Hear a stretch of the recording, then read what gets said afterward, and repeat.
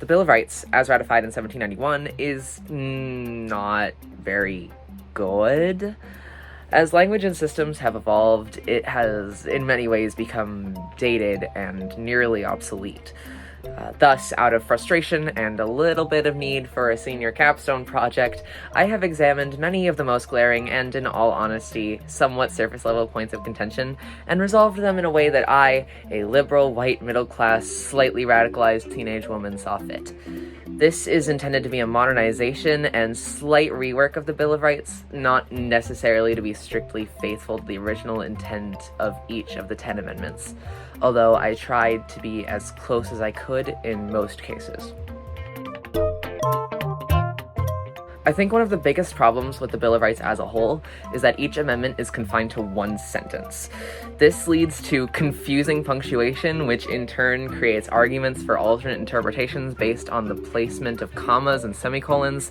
I think that this decision was, frankly, stupid, and as such, I have completely disregarded it in my revisions. In this video, I will go over each individual amendment and the issues I have identified through my research, after which I will share my modernized version of each amendment and the ways it is intended to fix the aforementioned problems.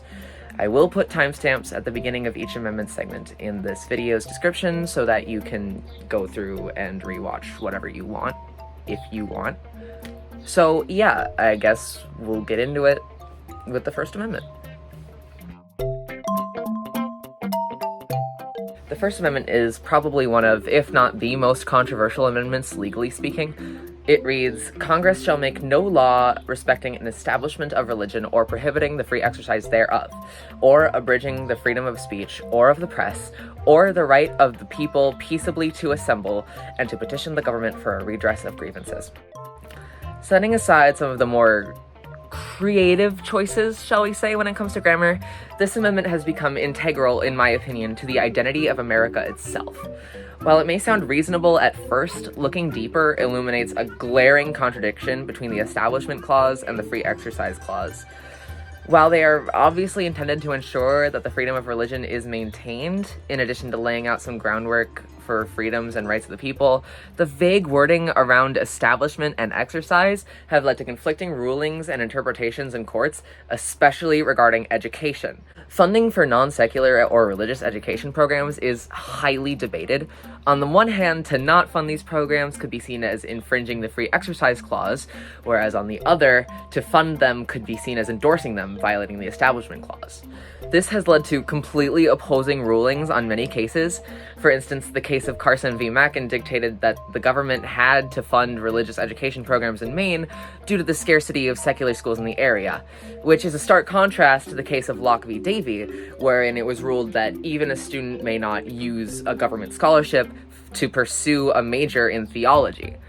In my revision, I've tried to slightly narrow down both the Establishment Clause and the Free Exercise Clause in hopes that it would solve the problem. The revision reads, "Federal or state governments shall neither create nor enforce any law that would restrict or promote any religion over another, nor shall they prohibit or restrict the free and private exercise thereof. The freedoms of speech and of the press, the right to peaceful assembly of the people, and the right to petition the government for redress of grievances shall not be infringed." Because of the alterations to both clauses about religion, I've separated the rest of the rights and freedoms granted by the First Amendment into a separate sentence. I think this revision makes just a little more sense and has slightly less room for conflicts, although making any legislature around religion is incredibly difficult, especially considering the somewhat blurry line of what specifically constitutes a religion. If the First Amendment is controversial legally, the second is probably the most politically controversial amendment of the document. However, this political controversy does have some backing in the history and phrasing of the amendment, which reads, "A well-regulated militia being necessary to the security of a free state, the right of the people to keep and bear arms shall not be infringed." This amendment was created within the context of the time when the populace was armed with the same weaponry as the United States Armed Forces.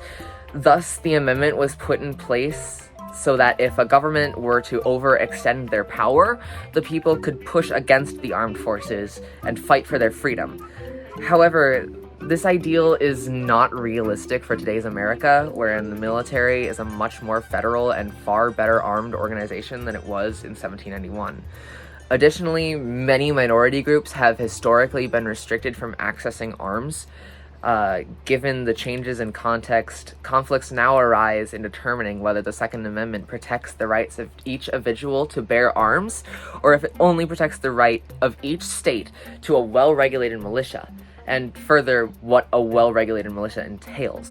As such, I have entirely done away with reference to a well-regulated militia, as it seemed to be a bit of an obsolete term in my revision, which reads, "The right of the people to keep and bear arms sufficient to defend one's home or one's residence or property shall not be infringed." This is the only amendment with which I have heavily deviated from what I believe to be the initial intent of the amendment, that being to allow the people to defend themselves against the government. I did this because I just don't think that is even remotely feasible in current-day America. Instead, I have shifted the intent to be to allow the people to simply defend their own homes in general. I think this change doesn't allow for nearly as much political controversy. I have left what I considered sufficiently vague enough to allow for states to make their own legislation on gun control, so that as weaponry continues to advance, restrictions would still fit with contemporary technology. In contrast to the first two, the Third Amendment is kind of irrelevant today. It reads, "No soldier shall, in time of peace, be quartered in any house without the consent of the owner, nor in time of war, but in a manner to be prescribed by law." This amendment is generally very straightforward and unproblematic. The only potential issue is that the base wording at face value is pretty obsolete, as the government is unlikely to ever put soldiers in homes, even regardless of this amendment. In fact, this amendment has never once been used to decide the verdict of a court case. There's really not a lot to say, so in my revision I've kept things mostly the same, aside from broadening the scope and restriction. The revision reads, "No soldier nor any government figure, state or federal, shall be quartered in any house or place of residence without the consent of both the owner and tenant when applicable." The Fourth Amendment reads, "The right of the people to be secure in their persons, houses, papers, and effects against unreasonable searches and seizures shall not be violated, and no warrants shall issue, but upon probable cause, supported by oath of affirmation, and particularly describing the place to be searched and the persons or things to be seized." This continues a sort of theme, beginning with the Second Amendment, of societal, systemic, and technological context, severely dating aspects of the amendments. The Bill of Rights was established at a time when the police system was not even recognizable to what it is today.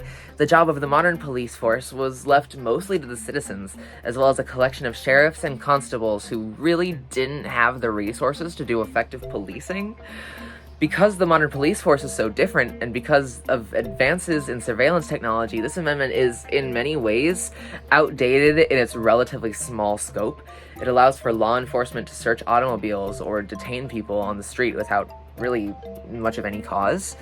As such, I have broadened the scope of the amendment in my revision, which reads, "The right of the people to be secure in their persons, selves, homes, properties, vehicles, and effects shall not be violated.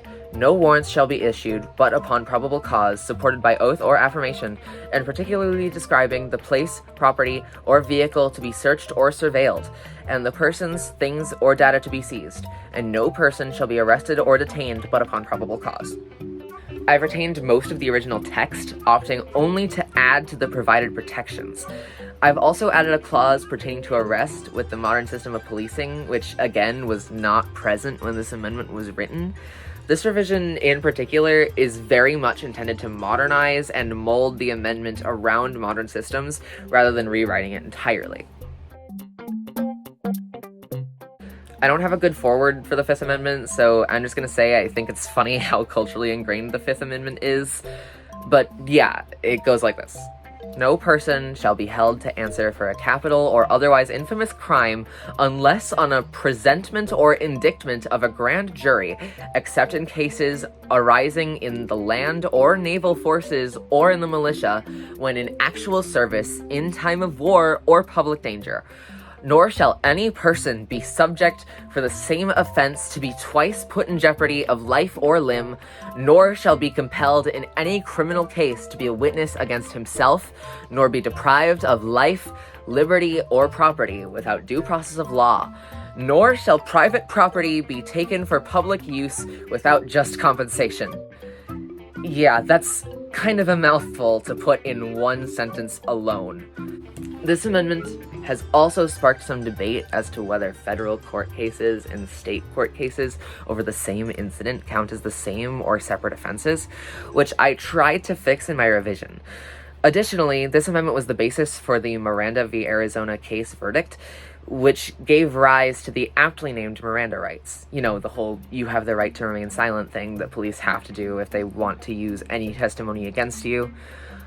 Because the Miranda rights are so central to the amendment's identity nowadays, I've decided to just include them in my revision, which reads, "No person shall be held to answer for a capital or otherwise infamous crime unless on a presentment or indictment of a grand jury, except in cases arising in the land or naval forces, or in the militia, when in active service in time of war or public danger.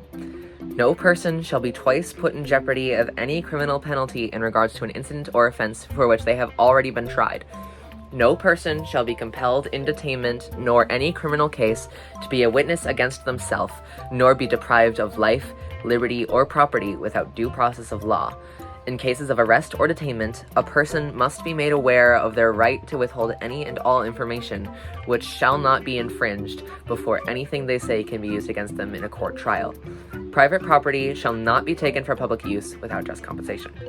Typically, constitutional originalists tend to take the original amendment to mean that you cannot be tried for the same incident in different courts, which is why I decided to put that into my revision.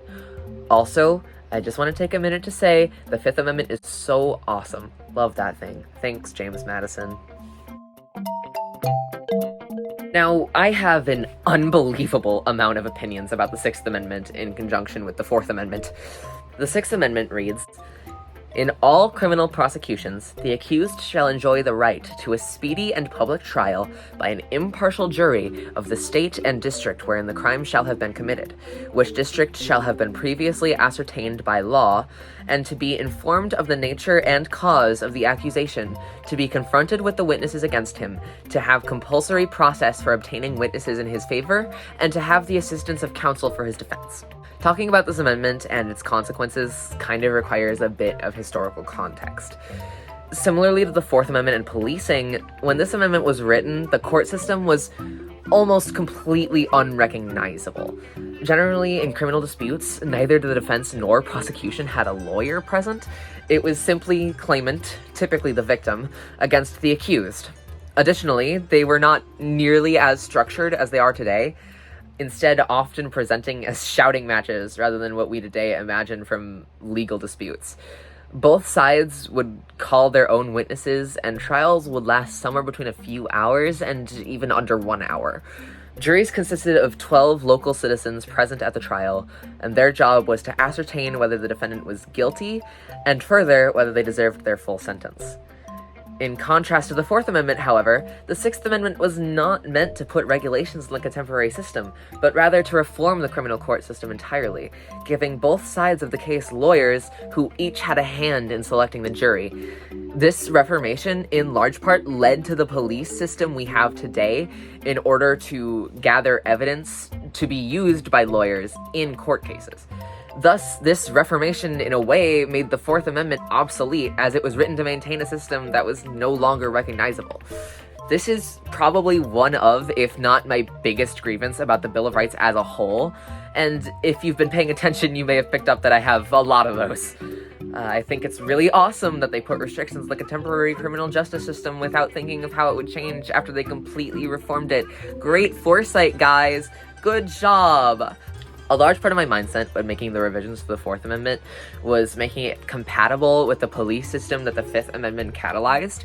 However, because I fixed my only real problem with this amendment, that being the conflict with the Fourth, I really didn't end up making a lot of changes in my revision to the Sixth Amendment, which reads, "In all criminal prosecutions, the accused shall be granted a speedy and public trial by an impartial jury of the state or district wherein the crime shall have been committed, which district shall have been previously ascertained by law. The accused shall be informed of the full extent of the nature and cause of the accusation, to be confronted with the witnesses against them, to have compulsory process for obtaining witnesses in their favor, and to have the assistance of counsel for their defense." As I said, very similar. I just kind of broke it down into 2 sentences instead of 1 because that was silly. However, I do think it's really funny how they established the entire modern criminal court system and tangentially the entire police system in 1 sentence. Yeah. The Seventh Amendment it sucks. It goes like this. In suits at common law, where the value in controversy shall exceed $20, the right of trial by jury shall be preserved, and no fact tried by jury shall otherwise be re-examined in any court of the United States than according to the rules of the common law. If you don't know what common law is, it refers to laws enacted by judges rather than legislators in England. That's right, this entire amendment is based on English common law as it stood in 1791, which is totally fine on its own.